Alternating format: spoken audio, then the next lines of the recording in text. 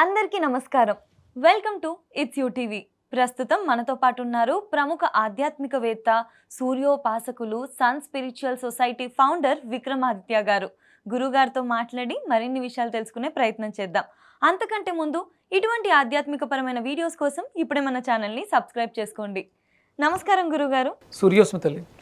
గురుగారు, కొంతమంది ఎంత కష్టపడినా కూడా అవకాశాలు దొరకకపోవడం, ఒకవేళ అవకాశాలు దొరికినా కూడా డబ్బు సంపాదించినా కూడా విపరీతమైన ఖర్చులు, అనుకోని ఖర్చులు రావడము, సేవ్ చేద్దామని ట్రై చేస్తే అవి నిలవకపోవడం ఇంట్లో, ఇలా ఆర్థిక పరంగా సమస్యలు ఫేస్ చేసే వాళ్ళు చాలామంది ఉన్నారు. వీళ్ళ కోసం ఇంట్లో ఏదైనా చేసుకోగలిగే ఒక రెమెడీ చెప్పగలరా? అదేనమ్మా, అంటే క్వశ్చన్ చాలా సింపుల్గా ఉంది. ఇంట్లో చేసుకోవడానికి విపరీతమైనటువంటి ఖర్చులు అవుతున్న వాళ్ళకి ఖర్చులు తగ్గాలి, సంపాదన లేని వాళ్ళకి సంపాదన పెరగాలి. అంతే అంతే కదా. ఇప్పుడు ఇలా ఉంటే కష్టాలు ఇలాగే ఉంటాయి అంటే, అలా ఉన్న వాళ్ళందరికీ అంటే కష్టాలు ఆడవాళ్ళకే ఉంటాయంటే ఆడవాళ్ళందరూ కష్టపడుతుంటారు. అంటే ఇప్పుడు మన ప్రతిదాన్ని కూడా ఇప్పుడు మోకాళ్ళ నొప్పులు వచ్చినాయి అంటే వయసు వస్తే మోకాళ్ళ నొప్పులు వస్తాయి అంటారు. అప్పుడు వయసు వస్తే 60 ఏళ్ళు వచ్చిన ప్రతి ఒక్కడికి మోకాళ్ళ నొప్పులు ఉండాలి అందరికీ కదా. అందు అంటే ఎక్కడో ఆ జీవన విధానంలో లోపం ఉంది కాబట్టి 60 ఏళ్ల వయసులో వాళ్ళకి ఆ మోకాళ్ళ నొప్పులు అవి వచ్చినాయి, వాళ్ళ లైఫ్ స్టైల్. ఇప్పుడు మనం మాట్లాడుతున్నది మన జీవన విధానం దెబ్బతింది. అంటే ఇప్పుడు మీరు అడిగిన ప్రశ్న శ్రీకృష్ణదేవరాయల సమయం, అంటే ఎప్పుడది కొన్ని వందల సంవత్సరాల క్రితం శ్రీకృష్ణదేవరాయల కాలం. అంటే భారతదేశం సస్యశ్యామలంగా రత్నాలు, రాళ్ళు, రంగురాళ్ళు, రత్నాలు, వజ్రాలు, ఆభరణాలు కూడా గుట్టలు పోసి ఉండేవంట. అంటే ఎవరన్నా అంటే మనం ఇప్పుడు మార్కెట్కి వెళ్ళి దొండకాయలు ఇలా రాసుల్లా గుట్టల్లా పోసుంటే కొని తెచ్చుకుంటున్నాం. పూర్వం అలా పోసేసి ఉంటే మా ఇంట్లో దొండకాయలు పండిని అని అక్కడ పెట్టి అక్కడ ఉన్నటువంటి వంకాయలు తెచ్చుకోవటం వస్తు మార్పిడే. అవునవును. అలాగే రత్నాలు, రంగురాళ్ళు, బంగారు ఇవన్నీ కూడా రాసుల్లా గుట్టలు పోసేసి ఉంటాయి. అలాంటి స్థితి నుంచి ఇప్పుడు భారతదేశం అప్పుల్లో ఉన్నట్టుంది. ఆంధ్రప్రదేశ్, తెలంగాణ కూడా అప్పుల్లో ఉన్నట్టుంది. గవర్నమెంట్ సైడ్గా మనం వరల్డ్ బ్యాంక్ నుంచి అప్పు ఏదో తెచ్చుకుని ఎక్కువ కట్టాల్సి వచ్చింది. పూర్వం పరాయి దేశస్తులు భారతదేశం మీద దండెత్తి ఇక్కడ ఉన్నటువంటి సంపదని దోసుకెళ్ళేంత ఉండేది. అలాంటి స్థితి నుంచి ఈరోజు మనం నడిపిస్తున్నటువంటి పాలకులకి, అంటే ఇప్పుడు మన దేశానికి అప్పున్నాం. అవునవును.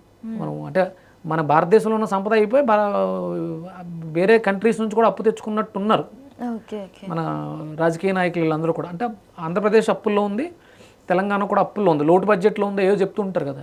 అంత రాసులు పోసిన స్థితి నుంచి ఈరోజు ఇలా ఎందుకు అయిపోయాం? ఏం మారింది? మన జీవన విధానం మారిపోయింది. అంటే అంత సింపుల్ కాదమ్మా, ఏదో ఒక రెమెడీ చెప్పండి మేము చేసేసుకుంటాం అనేది కాదు. అంత అద్భుతమైనటువంటి దేశం భారతదేశం అంటేనే రత్నాలు గర్భంలో కలిగి ఉంది. వాటిని తీసుకోవడం చేత కావట్లేదు. ఎలా తీస్తున్నారంటే ప్రొక్లైనర్లతో, బుల్డోజర్లతో గోతులు తవ్వేసి హైరేజ్ అపార్ట్మెంట్లు కట్టడానికి వెతుకుతున్నారు. రత్నగర్భ అంటే బంగారు గుడ్లు పెడుతున్నటువంటి బాతు రోజుకో గుడ్డు పెడద్ది. అలా పెడుతుంది కదా, ఒకేసారి ఒక 100 గుడ్లు వస్తాయేమో అని బాతుని చంపి పొట్ట చీల్చేసే స్థితిలో ఉన్నాం మనం. ఆ స్టోరీ చిన్నప్పుడు విన్నా కదా.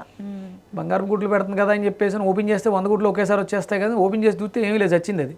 రోజుకు వచ్చే ఒక బంగారం కూడా లేదు. అంటే మనది వ్యవసాయ ఆధారిత ప్రాంతం, దేశం భారతదేశం వ్యవసాయ ఆధారితం. మన ప్రతిదీ కూడా కష్టపడి వ్యవసాయం చేసి సంపాదించేవాళ్ళు. ఆ వ్యవసాయం చేసే సమయంలో వ్యవసాయం చేయటానికి సూర్యోదయానికి పూర్వం నిద్రలేచేవాళ్ళం. జీవన విధానం ప్రారంభం. అంటే మన జ్యోతిష్ శాస్త్రంలో ఒక చక్రం ఉంటుంది, జాతక చక్రంలో రాశి. కాలపురుష చక్రంలో మనకి 6వ ఇల్లు దైనందిన జీవితం. ఎవరైతే రొటీన్ లైఫ్ పర్ఫెక్ట్గా సిస్టమేటిక్గా ఉంటుందో ఇలాంటి వీడియోలు చూడాల్సిన అవసరం కానీ, ఇప్పుడు గురుగారు ఏం చెప్తారో, విక్రమాదిత్య ఏం చెప్తాడో అది పాటిస్తే నేను సంపన్నం అవుతానని చూడాల్సిన అవసరం లేదు వాళ్ళకి. ఎందుకంటే వాళ్ళ దగ్గర టైం ఉండదు. ఇప్పుడు ఒక రకంగా చెప్పాలంటే నేను ఈ వీడియో చేస్తున్నాను, ఇది చేయడానికి నేను సమయాన్ని వృధా చేసుకోవాలి. అది చూసేవాడు కూడా సమయాన్ని వృధా చేసుకుంటారు డెఫినెట్గా. టైం వేస్ట్, ఆడికి టైమే లేదు. ఇవి అంటే వాళ్ళంతా ఎంగేజ్ అయి ఉన్నారు, అదే వర్క్లో అంత ఆక్యుపైడ్ ఉంటారు. ఇంతకు ముందు ఒక 25 ఏళ్ల క్రితం యూట్యూబ్ లేదు కదా, మన సెల్ ఫోన్ కేవలం మనం ఫోన్ మాట్లాడడానికే. ఇప్పుడు టైం పాస్, రీల్స్. సరే అంటే ఒక రకంగా ఇదొక మాధ్యమం. మేము ఒక మంచి విషయం చెప్తానని అనుకుంటున్నాను, నేను తెలుసుకున్న విషయాన్ని మీకు చెప్తున్నానని నేను అనుకుంటున్నాను. అది మంచా చెడా అనేది మీ జీవితం మారితే, నా వీడియో చూసిన తర్వాత ఒక్కళ్ళలో మార్పు వచ్చినా అది నాకు సంతోషం. నేను చేసింది ఒక మంచి పని. ఇక్కడ ఈ 2 గంటల సేపు నా ప్రయాణం నుంచి ఇక్కడికి వచ్చి మాట్లాడే అంతగా 2 గంటల సేపు వృధా ఏం కాదు. ఒక ప్రయాస పడ్డాను, అది వృధా అయిందా లేకపోతే యూటిలైజ్ అయిందా అనేది చూసిన వాళ్ళ జీవితాల్లో మార్పులు వస్తే దానికి సార్థకత నేర్చుకున్న సబ్జెక్ట్ గురించి. మన దైనందిన జీవితంలో సూర్యోదయానికి పూర్వం చేయాల్సిన పనులు చెయ్యకపోయినా, సూర్యాస్తమయం తర్వాత చెయ్యకూడని పనులు చేసినా, మీరు అడిగిన ఆ ప్రశ్న ఆర్థిక నష్టాలు, అనుకున్న దాంట్లో విజయం సాధించలేకపోవటం, ఇలాంటివి జరుగుతాయి. అవే జరుగుతున్నాయి. ఇప్పుడు ఉన్న మొత్తం అంతా అంతే. అందరం కూడా నైట్ లైఫ్లో ఉన్నాం. అర్ధరాత్రి 11, 12, 1 గంట, 2 గంటలు, 3 గంటలకు పడుకున్నాం, 4 గంటలకు పడుకున్నాం, 10 గంటలు వేస్తున్నాం. నాకు ఒక ఆవిడ ఫోన్ చేసింది ఇవాళ పొద్దుటే. మా అమ్మాయి గవర్నమెంట్ జాబ్ కోసం ట్రై చేస్తుంది, ఎక్కడ కూడా నోటిఫికేషన్ అందులో ఎగ్జామ్స్లో ఫెయిల్ అవుతుంది. ఎన్ని గంటలు వేస్తుందమ్మా అంటే 10 గంటలు వేస్తుందంట ఉదయం. నైట్ ఏం చేస్తుందమ్మా అంటే తెల్లవారులు చదువుకుంటుందంట. అది విరుద్ధం. ఓకే, 7:30, 8 గంటల తర్వాత పడుకోవాలి చదువుకునే వాళ్ళు ఎవరైనా సరే. ఇప్పుడు ఈరోజు అప్పులతో, బాధలతో, కష్టాలతో ఉన్న వాళ్ళందరూ కూడా చాలా కష్టపడి అర్ధరాత్రులు చదివి కష్టపడిన వాళ్ళే. అది కష్టం వృధా అవుతుంది. అది అలా కష్టపడకూడదు. ఓకే, విరుద్ధ స్వభావం. చీకటి ఎందుకు పడిందంటే నువ్వు విశ్రాంతి తీసుకోవడానికి. చదువు, ఎడ్యుకేషన్, లెర్నింగ్లో ఉన్నావు. బ్రాహ్మీ ముహూర్తం అంటే సరస్వతి సమయం, అది చదువుకోవడానికి అనుకూలమైనటువంటి సమయం. ఆ సమయంలో పడుకుని పిశాచ సంచారం అర్ధరాత్రి సూర్యోస్తమయం తర్వాత అంతా కూడా అది రాక్షస సమయం, పిశాచ సమయం. పిశాచాల్లో కూర్చుని ఏంటో అర్ధరాత్రి పిశాచంలో తిరుగుతున్నావు అంటారు. అవునవును. ఆ సమయంలో చదవటం ఏంటమ్మా? అప్పుడు ఆ కష్టం కూడా వృధా. మీకు ఎందుకు ఉపయోగపడదు. మీరు పాస్ అవ్వటం అనేది యాదృచ్ఛికంగా జరుగుతుంది, మీరు ఆ సమయంలో చదవటం వల్ల కాదు. మీరు బ్రాహ్మీ ముహూర్తంలో చదివితే మీరు చదివిన పరీక్ష రాసినటువంటి పత్రాలలో విజయాన్ని సాధించిన జీవితంలో ఓడిపోతారు. ఓకే, అర్ధరాత్రి చదివి సాధించింది. బ్రాహ్మీ ముహూర్తంలో చదివిన చదువుతో వచ్చినటువంటి సర్టిఫికెట్ కన్నా మీకు వచ్చినటువంటి జ్ఞానం ఎక్కువ ఫలితాన్ని ఇస్తుంది. నాలిక గీసుకోవడానికి కూడా పనికిరాదు అంటే ఒక సర్టిఫికెట్ని చింపి నాలిక గీస్తే పాచి వస్తుందా? వస్తుందా? క్వశ్చన్ నేను అడుగుతున్నాను. ఒక సర్టిఫికెట్ ఇచ్చారు, ఒక పెద్ద యూనివర్సిటీ ఒక సర్టిఫికెట్ మీద పాస్, గుడ్ కాండక్ట్ సర్టిఫికెట్ ఇచ్చారు. దాన్ని చింపి నాలిక గీసుకుంటే పని చేస్తుందా? పాచి వస్తుందా? అంటే అంత పలచగా డెన్సిటీగా ఎందుకు పనికిరాదు. అది నాలిక గీసుకోవడానికి కూడా పనికిరాదు అంటే అర్థం. ఎందుకది? నీ బ్రెయిన్లో, బుర్రలో జ్ఞానం ఉంటే ఈ సర్టిఫికేట్లతో పనిలే, యూజ్ ఉండదు, పర్పస్లెస్. ఈ సర్టిఫికేట్ నీకు అక్కడ వాడు సెక్యూరిటీగా పెట్టుకుని జాబ్ ఇవ్వడానికే పనిచేస్తుంది తప్ప నువ్వు చదివిన చదువు కానీ నీకు ఇచ్చిన సర్టిఫికేట్ కానీ అక్కడ ఏం పనిచేయదు. అక్కడ ఉండే సబ్జెక్ట్ వేరే. ఆ జ్ఞానాన్ని కొలగొడుతున్నావు. అవును, నీకు ప్రకృతి సహజంగా వచ్చే జ్ఞానం వేరు. అది బ్రాహ్మీ ముహూర్తంలో వస్తుంది. చదువుకునే పిల్లలందరూ కూడా 3 గంటలకు లేవాలి అందరూ. ఇప్పుడు పూజలు చేసే వాళ్ళందరూ బ్రాహ్మీ ముహూర్తంలో చేస్తారు, అది వృధా. మళ్ళీ చదువుకునే సమయంలో పూజలు చేస్తే, జపాలు చేస్తే ఏంటి లాభం? ఉషోదయంలో చేయాలి. నీ జీవితంలో ఉషోదయం రావాలి, అది వేరే. బేస్ అర్థమైంది కదా. ఇప్పుడు మనకు పడుతున్న కష్టాలకి మన దైనందిన జీవితంలో మనం రొటీన్ ప్రాసెస్ ఏదైతే ఉదయం లేచిన దగ్గర నుంచి నైట్ పడుకునేంత వరకు చేసే పొరపాట్లే మన జీవితంలో అభివృద్ధి పతనం. ఓకే, కాలపురుష చక్రంలో మేషరాశి లగ్నం అవుతుంది శరీరం, హెడ్ రీజన్స్. ఓకే, సెకండు వాక్కు, ఫుడ్డు. థర్డు మిథునం, మీకు సోదరులు, రిలేషన్స్, ఇవన్నీ.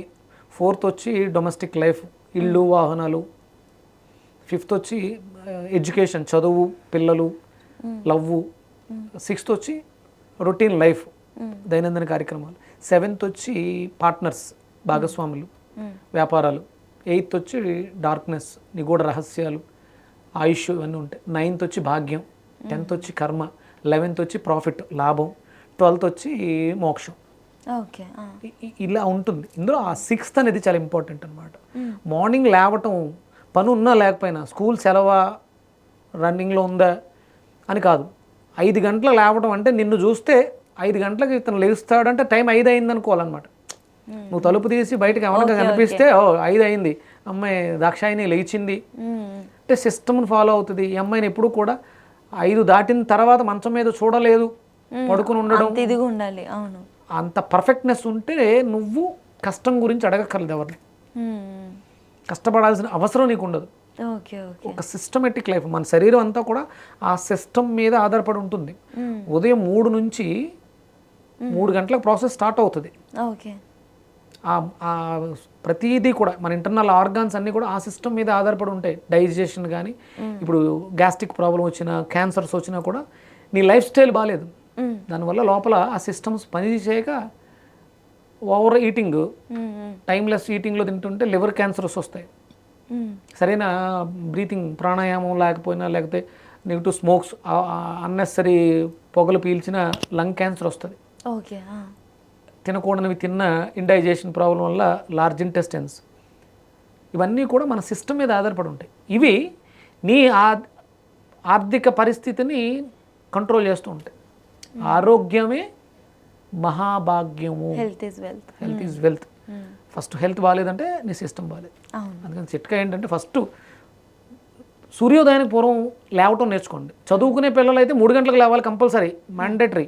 బ్రాహ్మీ పూజలు చేయాలి, మంత్రాలు జపాలు చేయాలి అనుకునే వాళ్ళు, మెడిటేషన్ చేయాలి, వీళ్ళందరూ 3 గంటలు వేసేస్తుంటారు. బ్రాహ్మీ ముహూర్తం. బ్రాహ్మీ ఎవరికి అవసరం అంటే సరస్వతి ఎవరికి అవసరం? చదువుకునే వాళ్ళకి అవసరం. బ్రాహ్మీ తర్వాత లక్ష్మి, ఉషోదయం. మీ జీవితంలో ఉషోదయం అంటే అభివృద్ధి అని అర్థం. లక్ష్మీ సమయం 3 to 4:30 బ్రాహ్మీ ముహూర్తం, 4 to 5:30 ఉషోదయం, 5:30 to 6:30 సూర్యోదయం.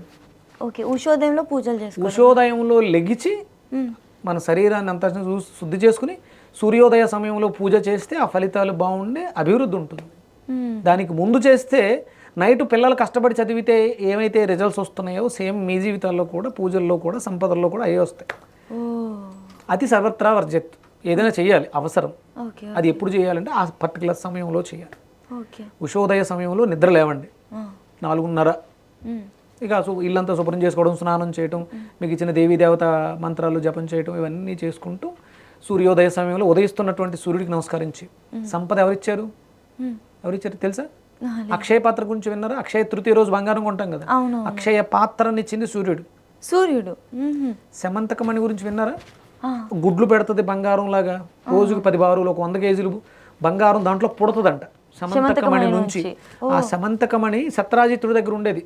శ్రీకృష్ణుడి ద్వాపర యుగంలో శ్రీకృష్ణుడు ఉన్నటువంటి ద్వారకా నగరానికి రాజు అతను. ఆ రాజు దగ్గర ఉండేది సత్రాజిత్తుడు. అది రోజు 10 బారువుల బంగారాన్ని పెట్టేది. అది ఎవరిచ్చారు? సూర్యుడే ఇచ్చాడు సత్రాజిత్తుడికి. అంటే గోడలు కూడా బంగారు పీటుకలతో కట్టినటువంటి రాజ్యం అది. ఎందుకంటే మరి రోజు 100 కేజీల బంగారం పుడుతూ ఉంటుంది దాంట్లో. అలాంటి బంగారాన్ని ఇచ్చింది సూర్యుడు. అది మీకు కావాలి అంటే ఆ సమయానికి రెడీగా ఉండాలి. ఆయన వస్తున్నారు, ఆయన ఇస్తాడు. ఆరోగ్యమే మహాభాగ్యం, ఆరోగ్యం భాస్కరాది. మీరు ఆరోగ్యంగా ఉండాలన్నా ఇప్పుడు హాస్పిటల్కి వెళ్ళిన తర్వాత మందులు రాసి ఫైనల్గా ఏం చెప్తున్నారు? మీకు విటమిన్ డి డెఫిషియన్సీ ఉంది, సన్కి ఎక్స్పోజ్ అవ్వండి అంటే. సన్కి ఎక్స్పోజ్ అంటే ఎండలో నుంచి ఉంటే స్కిన్ ట్యాన్ అవుతుంది తప్ప no use. Before sunrise లేచి ఉదయిస్తున్నటువంటి సూర్యుడిని చూస్తే, నమస్కరిస్తే, సత్రాజిత్తుడికి సమంతకమని ఇచ్చినట్టు, ధర్మరాజుకి అక్షయ పాత్రని ఇచ్చినట్టు, ద్రౌపదికి అక్షయ పాత్రని ఇచ్చినట్టు మనకు కూడా సంపాదిస్తాడు. ఇవి చిట్కాలతో అవే కాదు. మీరు అడిగిన దానికి ఇంకొక ఎపిసోడ్ మళ్ళీ మనం మాట్లాడుకుని చేద్దాం, తర్వాత చేద్దాం. సో గురుగారు, నేను మిమ్మల్ని రెమెడీ అడిగాను, కానీ మీరు చెప్పింది ఏంటంటే అంతకన్నా గొప్పది మన నిత్య జీవితంలో మనం చేసుకోగలిగే మార్పులు. ఈ మార్పుల వల్ల ఆరోగ్యం వస్తుంది, ఐశ్వర్యం వస్తుంది, అండ్ అన్నిటికన్నా ముఖ్యంగా మన పూర్వీకులు ఫాలో అయిన పద్ధతే ఇప్పుడు మనం ఫాలో అయితే మనకు జరుగుతున్న నష్టాలు, కష్టాలు అన్నీ తొలగిపోతాయి అంటారు. ఖచ్చితంగా ఈ వీడియో చూసేవాళ్ళు డెఫినెట్లీ ఎంతో కొంత వాళ్ళ సైడ్ నుంచి ట్రై చేసి ఇదే డైలీ ప్రాక్టీస్ లాగా మారాలని కోరుకుంటూ మాకు ఇంత మంచి విషయాలు తెలియజేసినందుకు ధన్యవాదాలు గురుగారు. సూర్యోస్మిత.